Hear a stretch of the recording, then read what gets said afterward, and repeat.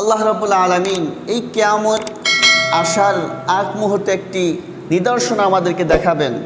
সেটা আল্লাহ রাব্বুল আলামিন পবিত্র কালামুল্লাহর ভিতরে বলেন, ওয়াইজা ওয়াকাল কওলু আলাইহিম আখরাজনা লাহুম দাব্বাতাম মিনাল আরদি তুকাল্লিমুহুম আন্নান নাসা কানু বিআয়াতিনা লা ইউকিনুন। যে কিয়ামত যখন চলে আসবে একদম কাছাকাছি সময়, আল্লাহ রাব্বুল আলামিন ভূগর্ত থেকে একটি প্রাণী নির্গত করবেন, একটি প্রাণীকে বের করবেন। ওই প্রাণী মানুষের সাথে কথা বলবে। এটার কারণ হলো যে মানুষ সত্যকে গ্রহণ করত না, সত্যকে গোপন করত।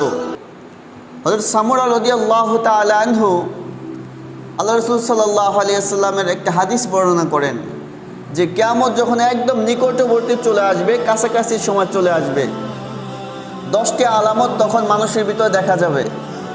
10টি আলামত সমাজে রাষ্ট্রে ব্যাপক আকারে প্রচার প্রসার দেখা যাবে। উনি বলেন যে 1 নম্বরে মানুষ পাপাচারী ব্যক্তিকে সম্মানের স্থানে রাখবে। যে সমাজে বেশি পাপ অপকর্ম কাজ বেশি করবে, মানুষ তাকে সম্মান শ্রদ্ধা করবে। 2 নম্বর, যে ঝগড়াটে লোক মানুষের কাছে বেশি পছন্দনীয় হবে, বেশি প্রিয় হবে। যে বেশি ঝগড়া করতে পারবে, যে মারামারি জুলুম অত্যাচার নির্যাতন যে বেশি করতে পারবে, মানুষ তাকে বেশি মহব্বত করবে, তাকে বেশি ভালোবাসবে, মানুষ তার কাছে যাবে ভালোবাসার জন্য। 3 নম্বরে উনি বলেন যে নামাজ এমনভাবে আদায় করা হবে যেন নামাজের প্রতি ইহসান করা হচ্ছে। মসজিদে আসবে, ফরজ নামাজ পড়বে, দৌড় দিয়ে বের হয়ে যাবে। যা আমরা বর্তমানে দেখতে পাই যে মসজিদে আসে যুবক বৃদ্ধা সব বয়সের মানুষ তাড়াহুড়া করে নামাজ পড়ে চলে যায়। এটাকে আমাদের রাসূল শিক্ষা দিয়েছেন আমাদেরকে। নামাজ তার হক পরিপূর্ণভাবে আদায় করে নামাজকে আদায় করতে হবে। যত হুকুম আহকাম নামাজের ভিতর আছে, সুন্নাত ওয়াজিব মুস্তাহাব, সবগুলোকে সুন্দরভাবে লক্ষ্য করে নামাজকে আদায় করতে হবে। আর এই নামাজ যেন আমাকে সর্বপ্রকার অপকর্ম থেকে, জুলুম থেকে, নির্যাতন থেকে, পাপ কাজ থেকে আমাকে বিরত রাখে, এরকমভাবে নামাজ আদায় করতে হবে। 4 নম্বরে বলেন যে মানুষ বাদীর কাছে পরামর্শ চাবে, মনে তার বাদীর কাছে পরামর্শের জন্য যাবে, বাদী সে পরামর্শদাতা হয়ে যাবে। 5 নম্বরে উনি বলেন যে জাকাতকে মানুষ কর হিসাবে নেবে।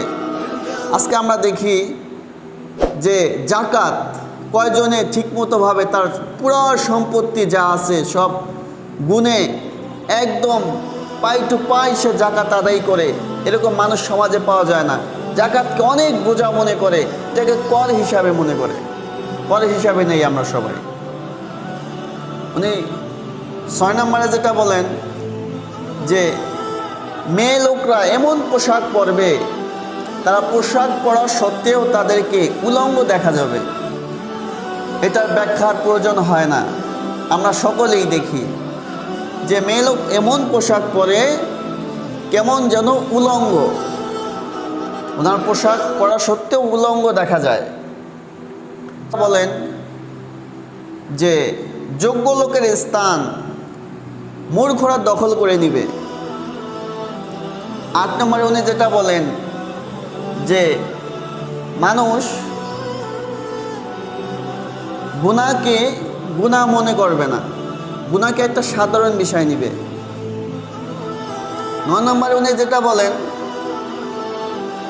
সামুরা রাদিয়াল্লাহু তাআলা আনহু 9 নম্বরে যেটা বলে দিয়েছেন কিয়ামতের আগ মুহূর্তে ব্যাপক আকারে প্রসার পাবে, সেটা হলো যে মানুষ ভালো কথা শুনবে, দিনের কথা শুনবে, কিন্তু এটার উপরে আমল থাকবে না, আমলকে সে কমায়া দিবে। ভালো কথা শুনছে, কয়েক মিনিট সে শুনবে, কিন্তু আমল করতে হবে বা আমল করার জন্য সে শুনবে না। 9 নম্বরে উনি যেটা বলেন যে মানুষের ভিতর মিথ্যা অনেক ব্যাপক আকারে প্রচার পেয়ে যাবে। মিথ্যা কথায় কথায় সে মিথ্যা বলতে থাকবে, মিথ্যা কসম খেতে থাকবে। 10 নম্বরে উনি যেটা বলে দিয়েছেন যে দাব্বাতুল আরজ, এই প্রাণীর আবির্ভাব হবে। এই প্রাণীটার